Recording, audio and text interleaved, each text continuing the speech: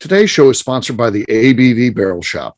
The ABV Barrel Shop is located in the St. Louis metro community of Arnold, Missouri, and is the world's first single barrel only liquor store. This business is owned and operated by Steve Akeley and Jim Fosnot. Head over to abvbarrelshop.com to sign up for their email and text distribution list. That way you'll know what they have in stock, what classes are coming up, and what barrel picks they have in the works. We are also sponsored by The Bar to Go.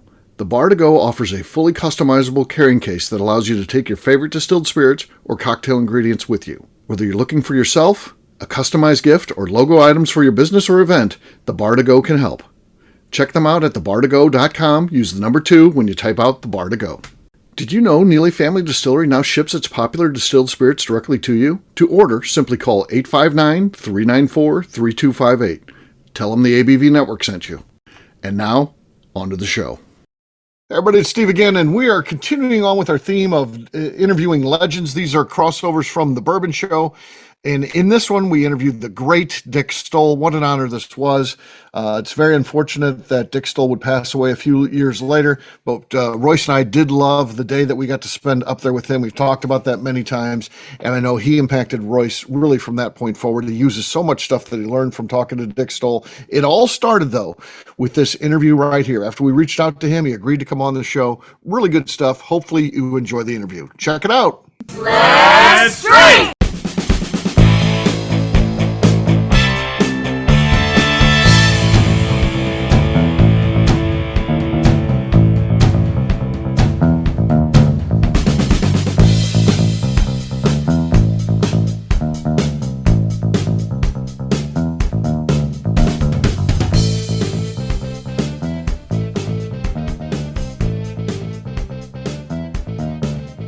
In 1955, Dick Stoll started working at the Pennsylvania Mixers as a laborer. He would work his way all the way up to master distiller, the job he held when the company closed its doors for good in 1989. Along the way, he distilled what's considered to be the finest bourbon ever made in A.H. Hirsch, which Chuck Cowdery famously wrote about in his book, The Best Bourbon You'll Never Taste. After the closure of Michter's, Dick found himself out of the industry. He didn't think he would ever be making whiskey again until a group of investors seeking to bring production back to Lancaster, Pennsylvania, sought him out. In 2016, Dick Stoll and his partners began distilling what would become the whiskey for their distillery, which opened to the public in 2017. Today, their brand, Stoll & Wolf, is winning awards, and Dick Stoll is back to doing what he does best, distilling whiskey. Ladies and gentlemen, please join me in welcoming Mr. Dick Stoll. Hey, Dick, how you doing? I'm still hanging in there. Well, I'm getting up in age, so some things I may forget. You might have to give me a little help. Oh, well, we're excited to talk to you today. Obviously, you have a great career and a great story to tell here, and we're so pleased to be able to talk to you about all of this. But we always kind of like to start our interview, rather than focusing on the things that you've accomplished and what you're doing right now, we kind of like to just talk to you a little bit on a personal basis. So if you don't mind, tell us about yourself. Well, starting out, I went to high school. I graduated from high school. I joined the Navy. The Korean War was going on then. My brother had gone in. He was 11 months older than me. He went in 6 months before me. So as soon as I graduated, I enlisted. And they took me. And I went to Philadelphia. And from there, I went down to Bainbridge, where they had just opened up for training down there. And while I was there, I asked if I could get in Naval Air, which my brother was in. And they took tests, and they said my grades were high enough, yes, I could get in Naval Air. So after 13 weeks of training, they shipped me down to Jacksonville, Florida for aviation training. And I was there maybe 8-9 weeks, something like that. Mm-hmm. Then I was shipped to Memphis, Tennessee. Okay, Memphis. Yeah, at the Aviation Instructional Mechanic School. Gotcha. Okay. And I was there for 13 weeks. Oh, wow. Yeah. And time came for me to apply for a position in the Navy, according to my grades. And first I asked if I could go with my brother, and that's when they said, no, you can't. So then I picked BS 26 in Norfolk, Virginia. Mm-hmm. It was a air anti-submarine squadron. We flew in TBMs. Okay. Mm-hmm. And when I got there, they said they were short on combat air crewmen, and I said, well, for $50 extra a month, I'll join, Uh-huh. which I did. And I was there until after the Korean War.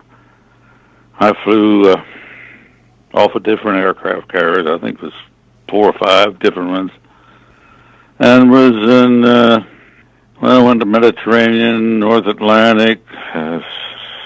We were in Norway, France, Italy. Was in the squadron. I worked as a aviation instructor mechanic. I flew. When my time was up, they called for me. My turn was up to fly. Like I say, we were on 4 or 5 different aircraft carriers, which was a thrill in itself, taking off and landing on those. I guess, yeah. Mm-hmm. Yeah. That's a skill. But I'm young and dumb. I enjoyed it. Uh-huh. Yeah. So then you And, got out of the military after that? Yes, I got out September 3rd, 1954. Okay. Jobs were hard to find then. I got a job digging by hand sidewalks at a place out here in close to Mount Gretna, where they were putting in a place for the union workers, the female union workers, clothing for their vacations. Mm-hmm. And my brother worked there as he was a year and a half younger than I, and he worked there as a mason apprentice at the time, and he got me a job there. And we were there till, I guess it was around November. The job was over then, so I was out of a job, he was out of a job, so we spent that winter hunting, and we were on unemployment. And then spring of 55, there's 2 jobs came up. One was with a contractor. So I told my brother, well, you take that, and the other was with a distillery. And I never even knew we had a distillery in this area, you know. Wow. So Yeah, you talk about I went fate. there, Yeah. and they hired me right away. And guess what? What? When I got out of the Navy, the officer there said, hey, you should rejoin. He said, no, I said, I don't want to. He said, well, you're going to go out and you're going to be digging ditches. I said, I may be, but I'm not going to be standing at midnight watching over them. Yeah. So my first job was digging ditches. And even when I got on at the distillery, it was being transferred at that time from Kirk's Pure Rye Distillery to Penco, Okay. which Yep. you never hear anything of those, but Kirk ran it from 48, I think, to 52. Okay. Then he sold it to this outfit from Continental Distilleries in Philadelphia, and they named it Penco. I think he kept some stocks in it for what he had in the warehouse, the whiskey barrels. Mm-hmm. I was helping bring barrels in from Continental, so we had something to bottle at the place. We had having no stock to amount to anything on hand. We had some of Kirk's Pure Rye, and we needed some bourbon and some other smaller batches of things. So anyway, I was working, running a lift truck, putting barrels in the warehouse, in warehouse A. I was going up to the top level, hit my head in on a lamp up there, and I reached out and grabbed a hold of the cable, which was on its way through where it goes through. And it took my one finger off. Oh.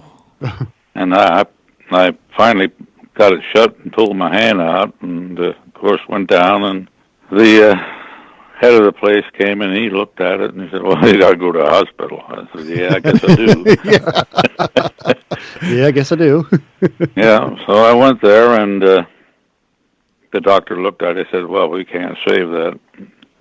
So he cut it off with a scissors and I let out a howl. And he said, "What's the matter?" I said, "It hurt." He said, "Well, we'll put something on it after a while." And after a while, they did. Yeah. You know. Just cuts it off with the scissors. Yeah. So anyway, I got just the four fingers on the one hand, which over time never bothered me. You know, I got used to it. Right. My dad worked at Bethlehem Steel for 40 years. My brother, older brother, when he got out, he got a job there as a maintenance, as a apprentice on the tool making. Uh-huh. And so I went there and I applied and they accepted me. A couple of weeks later, they called me to come in and fill out paperwork. While I was there, he saw my hand. He said, "I can't hire you." I said, "Well, why not?" He said, "We have enough people here working without fingers." So that was the end of that. Really? Yeah. And then I'd gone up to Middletown. It was still in the Air Force then, and applied for a job, took a test and everything. And in the meantime, they closed. And later on, I got a letter from Dover, Delaware, the Air Force base there. They'd want to hire me. Mm-hmm. Of course, they didn't know my finger was missing. And I didn't tell them. I just politely refused. And that's how I ended up at the distillery for all those years. You say instead of having workers' comp, you got 35 years of good employment out of it. So that's not a bad. Today I'd have had a lawyer and they'd have had to give me all kind of money. Sure. And, you know. Yeah. But back then you had nothing. Right. Yeah. You just got a scissors. That's the way it was. Yeah. Have you ever imagined in 55 that you'd be there for the next 35 years? No, not really. I was all the time looking for something better, but there was never anything available that would hire me. So I ended up staying there. Mm-hmm. And then I was off for like 3 months when my finger was going. I went back, and during that time, Charles Everett Beam came back. Some of the guys that worked for Kirksville Rye were there also. The Bill Krause, who was in charge of maintenance, was back. And Warren White, our person that ran the stills in the big distillery, was back, and he never missed a day. Mm-hmm. Mm-hmm. The whole time he was there. And he was good at his, profession, if you can call it that. They made me head of the barrel gang. Okay.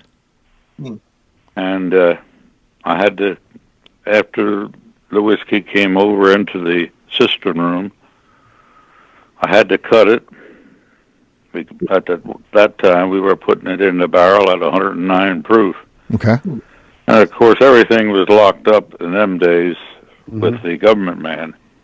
109. And he had to check my proofing and everything was okay. Then he took the locks off the barrel fillers, and then we filled them, and we had a truck there made for the barrels. We put it on there, hauled it up to the warehouse, off the truck, into the warehouse, onto one of them, my favorite, my favorite piece of equipment, the one that took my finger, onto one of them, but at least they had a shield on it, and put them away. And marked the area they were in, the number of the barrel, and the number of the rack. And I was on there for about 6 months, but I wanted to be on maintenance. So the person that was underneath the head of the maintenance left. He went down to one of these factories in the lower end of town here, making chemicals. Anyway, I asked if I could have the job. They said yes. And then that's where I was for most of my time. I got to know Everett Beam quite well then. And we became friends on and off the job. We did a little hunting and fishing together, and or some drinking. He was into that pretty good. but we got along well, and he said, well, he's going to teach me every job in a plant, because if somebody didn't show up from being drunk or whatever, sick, I had to do their job. And that's what happened. I love it. Yeah. That's great. And then he had his heart attack in 1972, and then he was no longer there. So they asked me if I'd take over as master distiller, and I agreed to. But then they wanted me to be head of maintenance, and actually the big man in the distillery in charge of all the other workers. Well, I tried it for a couple of weeks. And I'm sorry, Dick, to cut you off real quick, but did you say Everett Beam, he had a heart attack? That's why he quit, yes. Okay. And that's when you ended up going back to Kentucky. Okay. All right. What we'll do next, we'll take a quick break.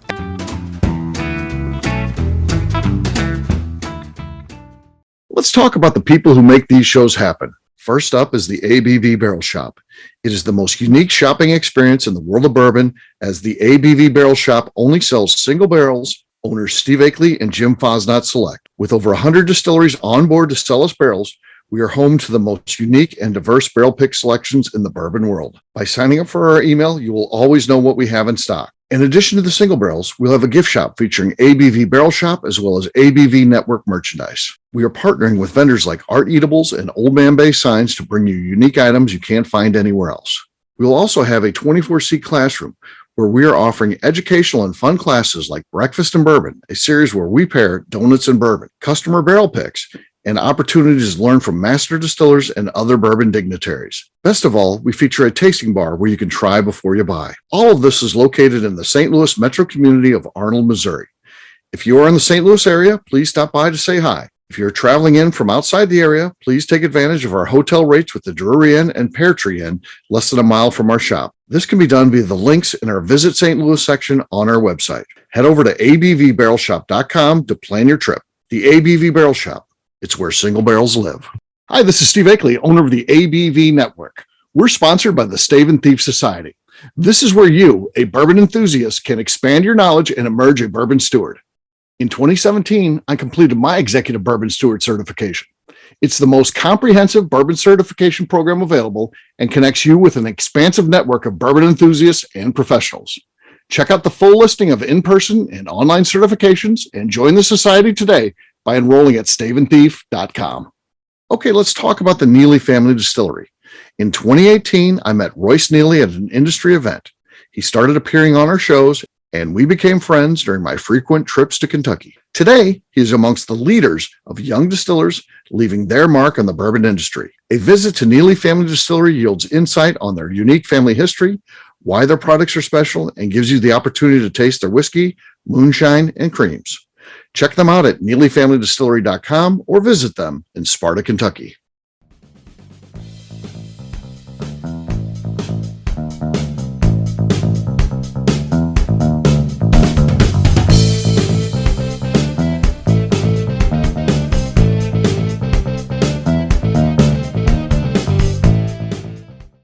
I'm MacLeod. Don't mix your grain and grapes. Not a good time. You're listening to the Bourbon Daily. So he was from the Everett Beam, from the famous Beam Distilling Dynasty down in Kentucky. Yes. I know you mentioned you and him had a good relationship, but what was it like working for him? And can you tell me just a little bit more about him? Well, he did know his business. I can say that. He was a very nice man to work for, and like I say, he taught me all the jobs, and of course the people that were working there, he had to teach them, that worked every day, More than that, I can't say. He was one hell of a nice guy. And he knew his business. Was he a good teacher, Dick? Like some people are good at telling you how to do things, and then other people it's more they're not as good as teaching like that, but you have to watch them and kind of learn from them. What was kind of his style? Well, he showed you. Okay. Number one. And then on top of that, he told you why and what it was for. And his brothers, I guess he had 3 or 4 brothers that were also in the distilling business down in Kentucky. Mm-hmm. And once a year, they would send us a batch of yeast up, and we'd use that yeast for our product. Really? That I'd never heard before. That's cool. Mm-hmm.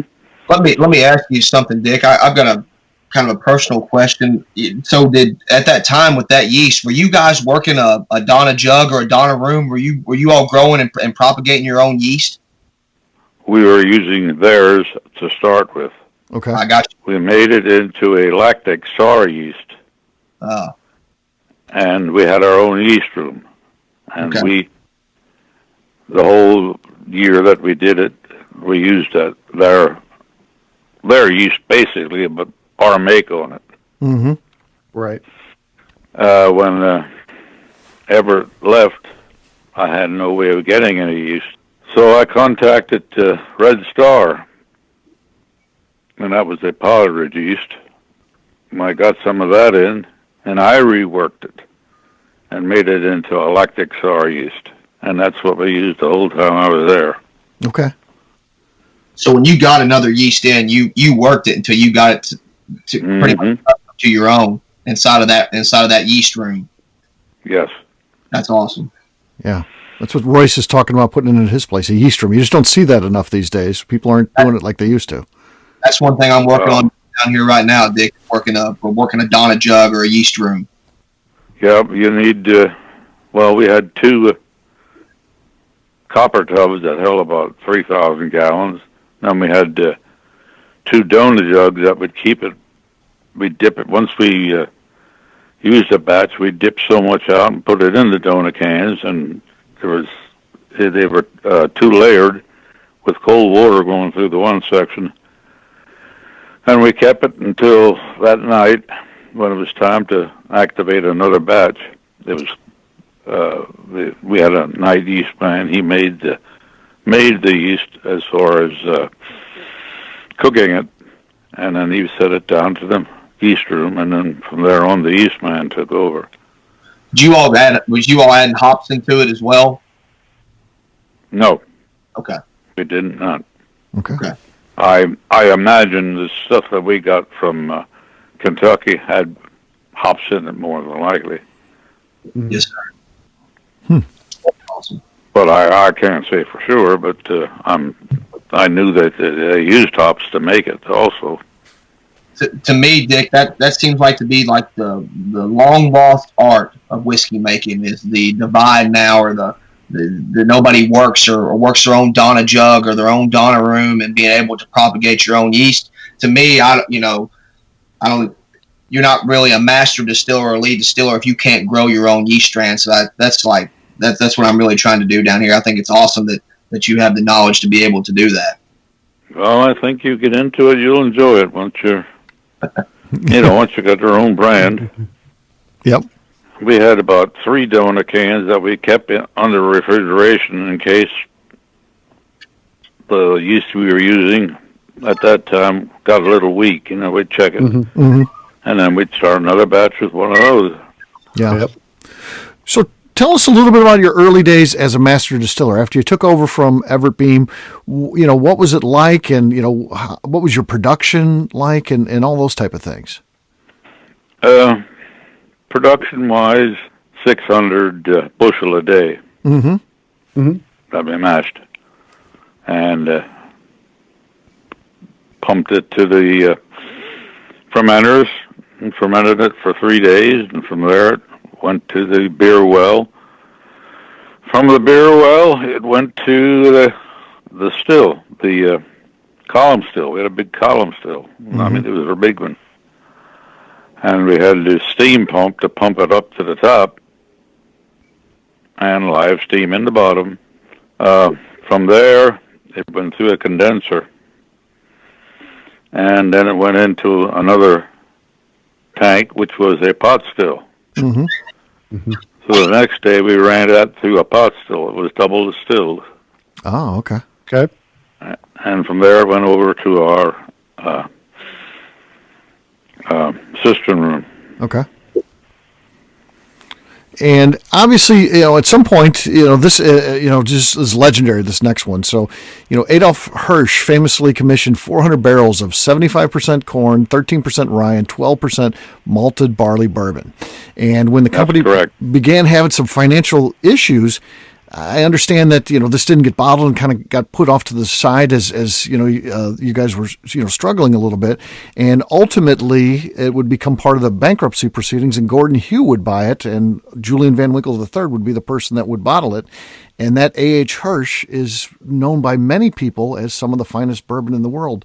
And you distilled that, so tell us a little bit about that, and maybe if you've got any further details on that story, what's myth there and what's actually true?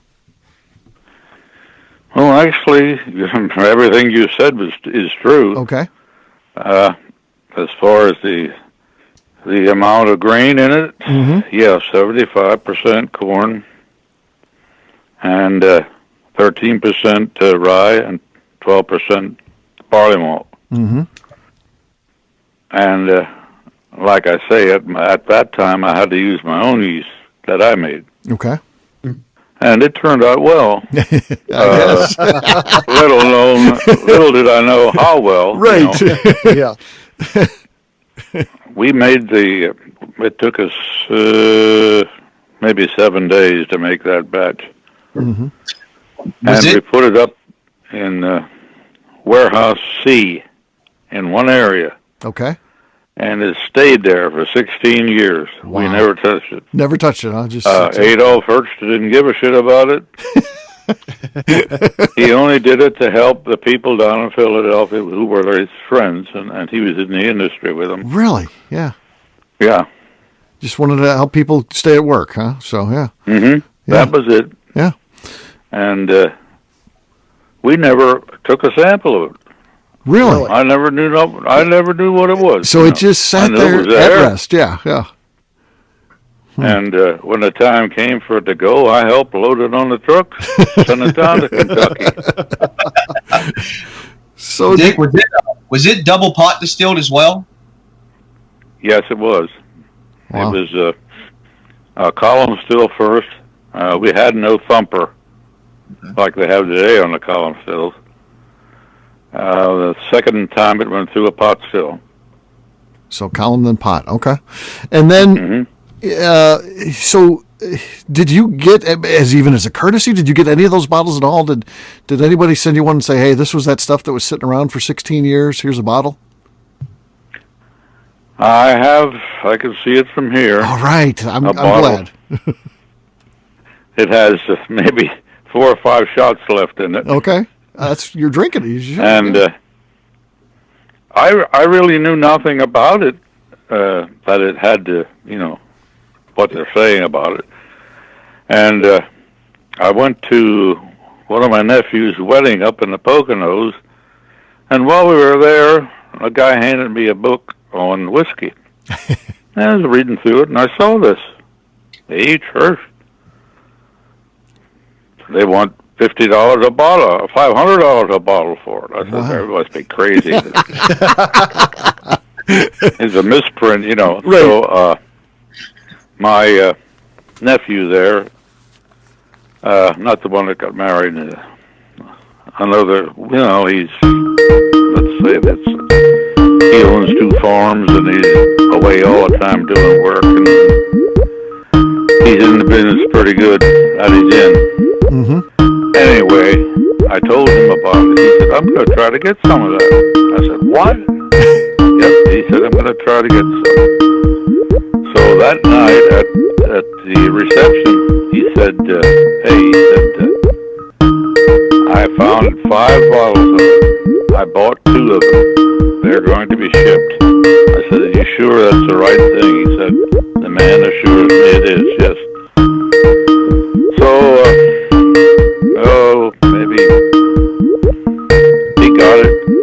and then kept it at home. And then he showed it to me. We didn't taste it. And, maybe 3 years later, I turned 80 years old. Mm-hmm. He took me out for my 80th birthday, and he gave me a bottle of it. He said, but you got to drink it. Yeah. Well, that pissed me off. I didn't want to drink it. I wanted the $500. But we did open it up. Mm-hmm. And when I got in with these people that I'm with now, we took some drinks out of it when we made that batch of rye whiskey over in Lancaster. Yeah. Mm-hmm.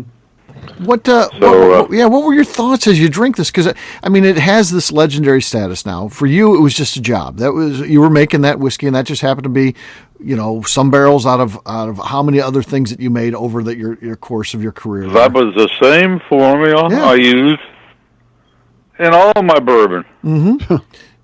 And as you tasted, did you notice anything different about that versus the other things that you were making? Did you feel like, wow, this is special as you drank it? Or you were like, wow, this is just another day at the office? Thought it was good. Mm-hmm. I didn't think it was special compared to our others. Yeah. Mm-hmm.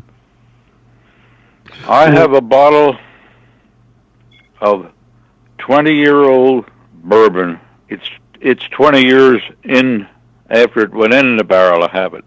Uh-huh. Mm-hmm. I have it down in my basement. I wouldn't sell it for $1,000. That's the only one I know of. Fuji came over from Japan, and they wanted us to bottle some whiskey for us, and we had this 20-year-old whiskey, and that's what they wanted. So we bottled the amount of bottles they wanted. There was a couple 100 gallon left over in the tank. So I said to the guy in head of the distillery, why don't we do it ourselves? He said, hey, that's a good idea. We sell it here. 20-year-old bourbon for $20. Oh, can you imagine that? Wow. Back in take that my day. 20s. I'll give you a stack. Yes. Yeah. I got a $100 bill here. I'll take 5. Yeah. And this club that I hung out at, there was a guy in there. He was a drunk, but he was a steel worker. Uh-huh. Not making it, but putting it up. And like I say, he was a drunk. And I got to know him, and I told him about our place out there, and he bought some whiskey out there and I liked it. And I told it when this came in. He ended up buying it all. Really? Yeah, he's not with us anymore. But that was after it was out on sale for maybe 2 weeks. There was maybe 15, 20 bottles left, and he bought them all. Bought it all, huh? Wow. Mm-hmm. And drank it all, from what I understand. Yeah, of course. But So, Dick, just curious, what do you think? I mean, what do you think really set those 400 barrels apart? You said I know you said you made it the same way you made the rest of it. Do you think it was just its location in the rick house, or? I think A.H. Hirsch made A.H. Hirsch because he kept it in a barrel for 16 years. Mm-hmm. Never touched it. Yeah. Well, you talked about being $500. I don't know what year that was, but would it surprise you that today those It's $2,000? Yeah, they're about a little over $2,000 now, which is just I think He knows. He knows. So what can I sell these 4 shots for? No. Wait a minute, there's 4 of us here, so yeah, let's get a meeting going up there. Yeah. Makes it a nice little toast there for us. Yeah. Yeah, it just surprised me that, I never thought whiskey would get that high to start with. Right. From, years ago when, my God, I drink Harem Walker, not Harem Walker, but Heaven Hill. That's like $18 for a bottle. Mm-hmm. and I enjoy it. I think it's a very good bourbon whiskey. Yep. So that's why I drink it, not because of the price, although the price is within reason. Mm-hmm. Very much so compared to some of this stuff. I get this Whiskey Advocate magazine. My wife gets it for me every couple of months, and the prices I see that this whiskey's going for in there is I just can't. I can't figure out why, but I guess it is. Yeah. Yep. So we understand that obviously Michter's shut down in '89, and there for a while there. 1990. Yeah. So I think Valentine's Day, 1990. I remember it well. The rumor is you were the last person in the distillery. I was. We had 2 women in the jug house selling whiskey yet. For people that came there to buy it, and I was the only person on day shift. We had one person on 4 to 12 and one person on 12 to 8. That's it. Mm-hmm. So I was the last daytime worker. Yeah. Gotcha. Yep. So after that, what was your career like after that shut down? Well, it was really bad actually. I luckily I had a friend that was in the construction business. He built some houses. He was in the concrete business, and then he got into the building these storage sheds. So he asked me to work for him, which I did for a couple of years. I guess I worked for him. A job came up as a maintenance man in a woodworking in Lebanon, a woodworking place. So I went there. It was more money, and I figured, well, I can end my time there. Well, I was there about 3 or 4 months, and they closed. Oh, wow. Yeah. So I'm back out on the street for about 3 or 4 days. I got a phone call. Somebody else bought that place, and they asked if I'd come back. I said, sure. Which I came back. They gave me a raise even, which was nice. Mm-hmm. And I was in that place for maybe 14, 15 months. And they went down the tube. So I'm out of a job again. My wife was, at the time, she's retired now, was a school teacher. She checked out at her school for a maintenance job for me. I checked out here at Cornwall at the school there for a job, and they weren't hiring at the time. So I was on unemployment for a couple of months, and then I got a call from Cedar Crest, Cornwall, Lebanon School. They said, do I want a job? I said, yeah. So I went there, and they hired me right on the spot. They said, we don't even have to check we'll check it later, here. Right. It turns out the guy that was the head of maintenance in the middle school was leaving. He was taking over the electrician's job, who was retiring. So I spent one day with him. And that's then your training. Yeah. Yeah, I was the head of the school. Well, no, I got to know different people, and they helped me, and I retired from there. And I worked like maybe 6 months over when I turned 62. I told them I'd work till the end of school year. That I left, and I was just fooling around, going fishing, going hunting. I'm one of the owners of a deer camp. In fact, I don't even know if I'll go this year anymore. Last year, I shot an 8-point buck, and I got a doe. So I ended my career in that. Uh-huh. Nice. That's not too bad. So, No, it was good, really. yeah, of course. And the person that went with me, or I went with him, basically, I got him in as an owner. One of the owners wanted out, and I got him in. He worked at Cedar Crest. He was in charge of the grounds outside. And I got to know him real good. In fact, I still do. And he would take me up to camp, drive me up. I couldn't climb the mountain anymore. We'd go out and sit at the pipeline on a bucket, and wait there for something to come out. And just about every year I sat there, I got something. Mm-hmm. And he also did too. So yeah, you had a sweet spot there for sure. Yeah. And he said you don't see a hunter up there anymore. Yeah. All the camps that are there, you don't see a hunter. So obviously you retired, and you're enjoying the good life here. You're doing a little fishing and hunting and those things that you enjoy. Mm-hmm. How does it come about the Stolen Wolf? How do you get to what is now your company? I became friends with a Michter's aficionado, Ethan Smith.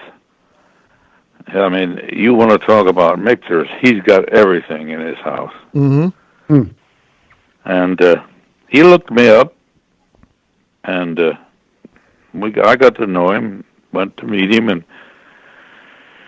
he set up a meet with a group of whiskey aficionados, and we went to the distillery. From the distillery, we went into Schaeferstown to the bar room. From there, we went back to his. He rented a suite at the hotel, and we went in there and started drinking. Well, they had a table full of whiskey. They had whiskey from before Prohibition, Oh, all the way through. Well, needless to say, we got drunk. But I had a really good time, and this Ethan Smith knew these people from Lidditz. The wife is from Brooklyn, and he is from Lidditz. Well, he met her in Brooklyn, and they got married and had a child, and they were in the business of restaurant business. So they got tired of that, and they said, well, why don't we start a distillery? So they came here, back to Lidditz, and they were living in a little house. They got a hold of me through Ethan Smith and wanted to know if I'd be interested in starting up a distillery. I said, well, I'd think about it. mm-hmm. They ended up giving me and my wife 25% of the business, and it turned out to be 21, and they had to lower it because the person they got money from didn't want the money back. They wanted 5 Equity shares of the business. Yeah. So I ended up, they gave me $10,000 for use of my name, and they gave me 21%, my wife and I, of the business. We went to a lawyer, had everything, they paid for everything, everything made right. Mm-hmm. And then they asked me if I would help them make some whiskey in Lancaster. There was a small business that started up there, and we could use their equipment. And I said, okay, well, I gave them the formula for rye, and they made our rye whiskey there. Are they making it the same way? Our bourbon whiskey they made there. Our rye whiskey we made in Virginia at the Silverback Distillery. Silverback Distillery. Yeah. Okay. I understand that. Prior to your distillery opening there, Dick, you went back and you laid down some whiskey at Silverback Distillery with Christine Riggleman. Can you tell us about your experience in making whiskey there? So many years later at Silverback.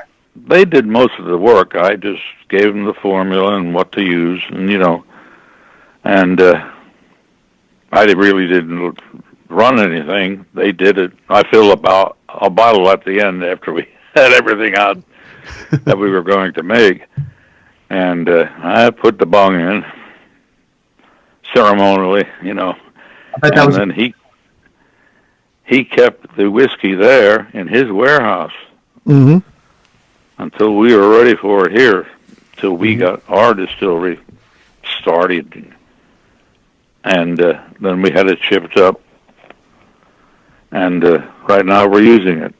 Yeah, it's over 2 years old. Well, that's a good point. Can you talk to us about the whiskeys that you're making now? I mean, what products are available and what whiskeys are you making currently? We are not distilling any whiskey right now. We're in the process of putting the still in. We had to send it back to Kentucky because it was all screwed up. We never used it. Really? It's a column still. I saw a photo of a they crane went over loaded it in all. there. Yeah. And they went over it all, and we just had it shipped back here a couple of weeks ago. We had to put a hole in a roof and a crane to lift it up and put it down. And we have a pipe fitter there working on it now, hooking everything up. Okay. So we'll be ready to make our own, not blend it, but make our own in another couple of weeks. Okay. Great. Would it be distilled the way that you used to make it, Dick? Stripping it on the column and then doubling it on the pot still? No, we have a thumper. Okay. So instead of that running it through the pot still for a second distillation, we'll put it through the thumper. Okay. Up the proof, and I understand, never having run a thumper before, I saw it being run up at Finger Lakes, and it seems to do a good job. Mm-hmm. I run on a thumper every day. Oh, you do? Good. Yes, sir, I do. If I get any questions, I'll have to ask you. That would be good. Yeah. Dick Stoll asking Royce Neely for advice. I love it. Yeah. Hey, I have nothing against that. Mr. Stoll, I have a ton of questions that I want to ask you sometime if I get lucky enough to get the chance. Well, I'm usually home. Every morning, just about every morning, I'm over at the bait shop. I heard. They sell bait and solving the world's problems, according to your wife. Yeah. There's 4 or 5 of us get together, retired people, and we hang out over there. I want to come up there and sit in on one of hours. those. That's what I want to come up and sit in on, one of those. Yeah. Yeah, come up. I want to solve some of the world's problems with you, so we'll do that. Well, the owner, he was just up at his camp. He's the president of his camp. And they went up on a work party, and he wanted to buy a bottle of our whiskey. I said, I'll get you a bottle. So I got him a bottle. Didn't charge him anything for it. He said he took it up, and this is which I like better than any of them, the blend of bourbon and rye. Mm-hmm. 80% bourbon, 20% rye. And he said he took it up, he said, and the people just loved it. Mm. Wow. I said, well, I'm glad to hear that, because it'll soon be out in the market again. Okay. Right now we are selling it, but we're not making it in our own still. Right. So go ahead, Jeremy. I was going to say, so I know we certainly like to travel and visit distilleries, and so do our listeners. Can you kind of walk us through what people can experience there when they visit Stoll and Wolf? Oh, yeah, we have a tasting room with, we can seat maybe 25 people. Okay, that's good size, yeah. Bartenders there to mix the drinks, and Saturdays and Fridays, Saturdays, and we're going to start opening Sundays. It gets full as hell there. from the Good. locals. Mm-hmm. Yeah. And they all seem to enjoy the whiskey. Yeah. And like I say, we have 2 bartenders. One's a male, one's a female, and they make mixed drinks, all kinds of mixed drinks. Mm-hmm. And they're very good at it. So, And go ahead. no, you go ahead. No, I was just going to say they are learning the business from the bottom up as far as making the whiskey. So now you're the Everett Bean. Yeah, that's about the size of it. Right. Exactly. And it's And I did have a heart attack. Oh, did you? Well, it's come full circle. Then. Yeah. You're now They put 3 stents in me. Yeah. But the other thing that's come full circle is the whiskey that you've got out now. It's been winning some awards and things like that. And, tell us what that's like, because you were away from it for so long. You really had another career in between the time that you left Michter's and before starting up Stoll & Wolf. So it's almost a lifetime ago in between. And now to come back and have a whiskey that's winning some awards and things like that. What's that feel like for you? Actually, it feels real good. Uh-huh.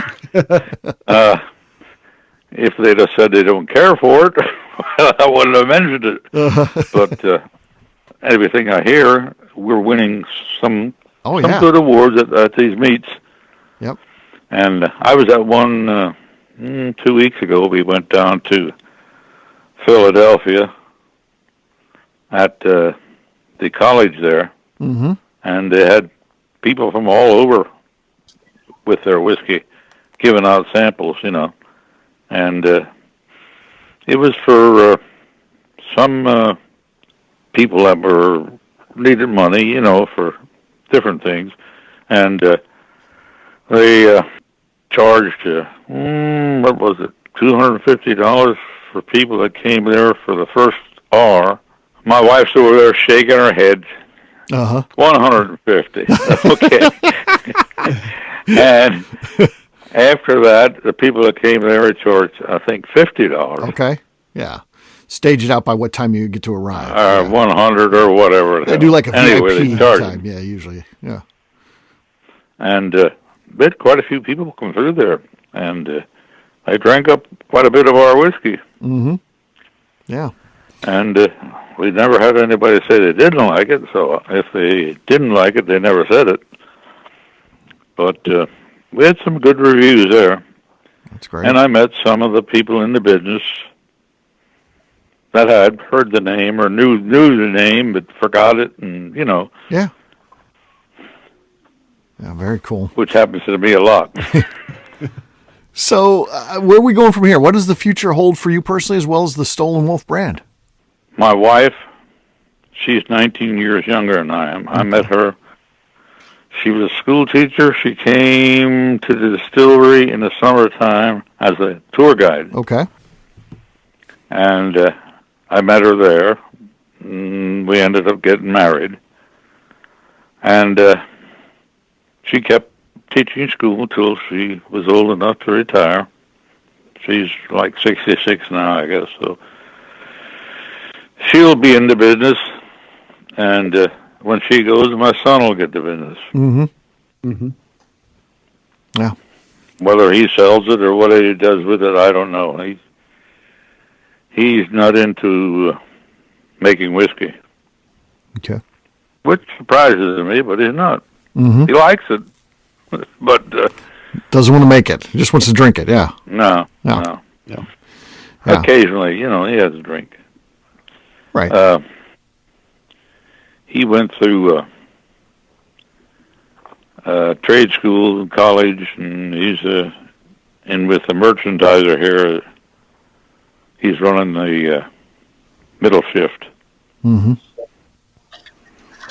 And for you, so we get that column still going again. With that. Yeah, you'll be making whiskey again soon. So I'm looking forward to that. I am too. If we ever get it hooked up, which is it's close frustrating, now, right? Yeah, that's frustrating. Yeah. Well, having to send it back, and then they held us off, and held us off, and held us off. Then they said our thumper wasn't right, So we had to send it back and get work done on it. We got tied up with the wrong guy.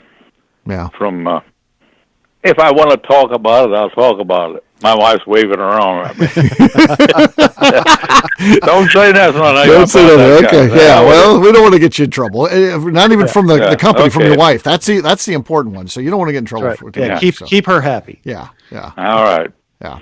She, by the way, she is quite funny because I had to, obviously, producing the show, I had to, connect with her and kind of set all this up. And she had a funny line about you that you can either confirm or deny this. She says it was amazing. The guy ran a whole plant, all the equipment in that plant, knew how to take it apart, put it back together and all that.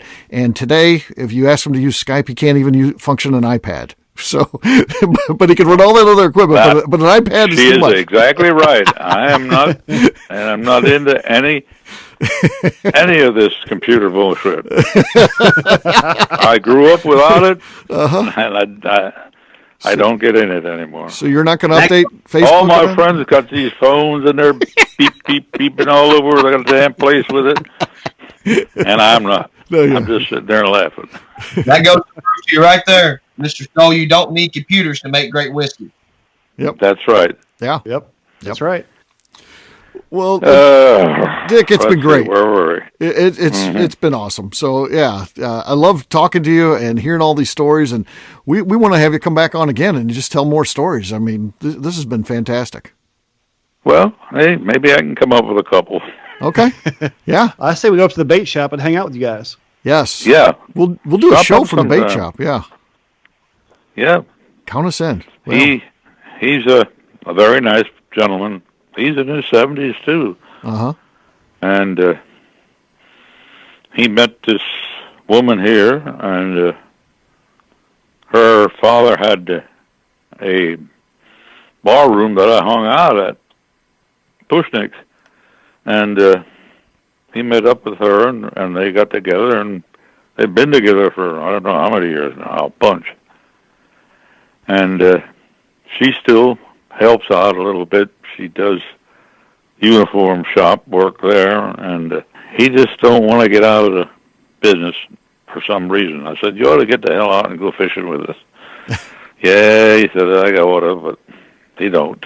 Well, it gives you a place to go. So, yeah, that sounds like it's part of the fun. So, yeah, very cool. Well, again, Mr. Stoll, thank you so much. We really appreciate your time today. Hey, no problem. No problem. I wasn't doing anything anyhow. All right. Well, we'll talk to you soon. All right. Take care. Okay. Thank you. See you guys. All right. See you later. Bye. All right. Bye. All right. That's right. We'll wrap it up by talking about where people can find us. Royce, we'll start with you. Where can people find you? You can find us at NeelyFamilyDistillery.com or on Facebook or Instagram at Neely Family Distillery. All right, Jeremy. You can find me on the 1st and 15th on the Bourbon Zeppelin. You can also find me on Instagram, Twitter, and my website at Jeremy Shell. All right. For me, I'm an easy guy to find. I'm at Steve Akeley on Twitter, Instagram, or Facebook. I've got a website at steveakeley.com. We've also got the company website, and that's abvnetwork.com. You're going to want to check that out because everything that we do is out there. All of our shows are out there. Our blogs are out there. Our stores out there. We've got information about the movies we do out there. So check it out at abvnetwork.com.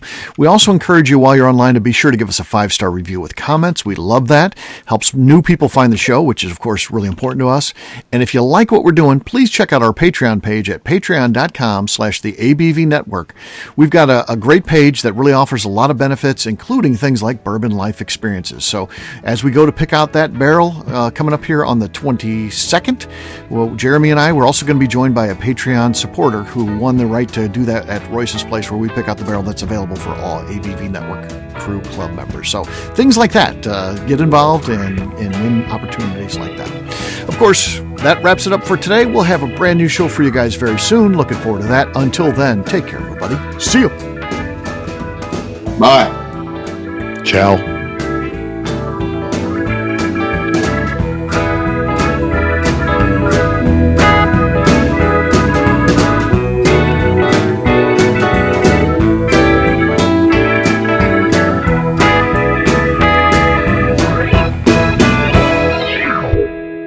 Before we finish the show, let's talk about some great companies that support the ABV network. First up is Moonshine Still Pro. Moonshine Still Pro has a full line of products to help the home distiller.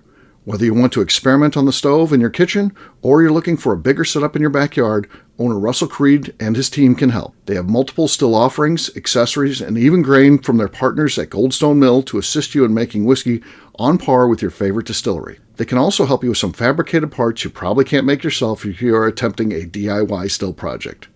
Learn more or order your still or parts at moonshinestillpro.com. Another friend of ours is the Goldstein family at Goldstone Mill.